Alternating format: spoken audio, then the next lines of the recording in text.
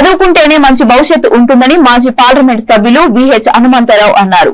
కాచిగూడ మున్నూరు కాపు సమావేశంలో ఆయన పాల్గొని మాట్లాడుతూ మహాత్మా జ్యోతిరావు పులే పురుషులే కాకుండా మహిళలు కూడా చదువుకొని రాణించాలని అన్నారు.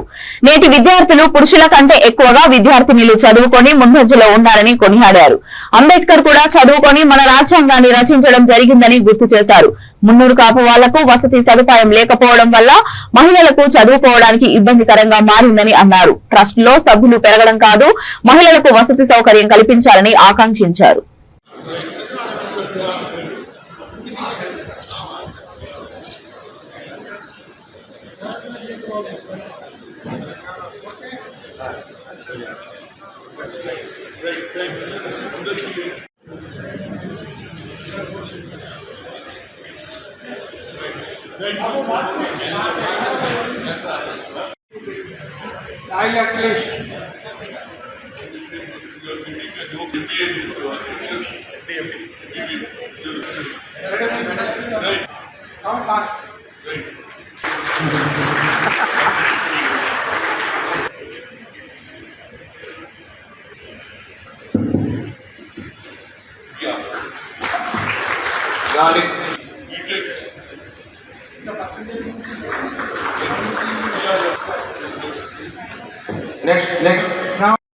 వాళ్ళకు 98.5 వచ్చింది ఇంటర్మీడియట్. ఇప్పుడు ఇచ్చినటువంటి సర్టిఫికెట్ ఎక్కువ ఆడవాళ్ళు ఎక్కువ చూడడం అంటే స్ట్రెంత్ పెరిగింది ఆలోచన మగవాడు ఒక్కడు మంచిగా అంటే ఆడవాళ్ళలో చైతన్యం పెరిగింది అనేది నా ముఖ్య ఉద్దేశం.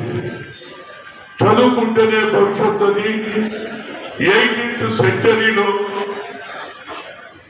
మహాత్మా జ్యోతిరావు పూలే ఆ రోజు స్వాతంత్రం రానప్పుడు ఒక ఆలోచన వచ్చింది. ఆయన చదువుకుంటేనే భవిష్యత్తు అని ఆలోచన చేసి తనే కాకుండా ఆడవాళ్ళు కూడా చదువుకోవాలని సావిత్రి జ్యోతిరావు పూలే భార్యతో కూడా స్కూల్ పెట్టించింది. కాబట్టి ఆ చదువుకుంటేనే ఈనాడు అగ్రకులాలు ఏదైతే పెద్ద పెద్ద యూనివర్సిటీలో కాలేజీలో డొనేషన్లు కట్టి చదువుకుంటున్నారు. మనకు అవకాశం లేదు కనుక మనం కింది నుంచే చదువుకుంటే మనం కూడా ఈక్వల్ గా పైకి వస్తామని ఆలోచన చేశాడు. ఆ ఆలోచననే ఇంప్లిమెంట్ చేసిన ఏకైక నాయకుడు ఎవరున్నారంటే అది బాబాసాహెబ్ అంబేద్కర్. ఆయనకు ఆలోచన వచ్చింది, చదువుకుంటేనే భవిష్యత్తు అన్నాడు. చదువుకున్నాడు, బ్యారిస్టర్ అయ్యిండు, ఈ దేశానికి రాజ్యాంగం రాశాడు. అందువల్లనే ఇలా అంబేద్కర్ కానీ మహాత్మా జ్యోతిరావు పూలేని కానీ మహాత్మా గాంధీ స్వాతంత్ర్యం ఎవరు మరవరు. ఎందుకంటే వచ్చే తరం అందరూ కూడా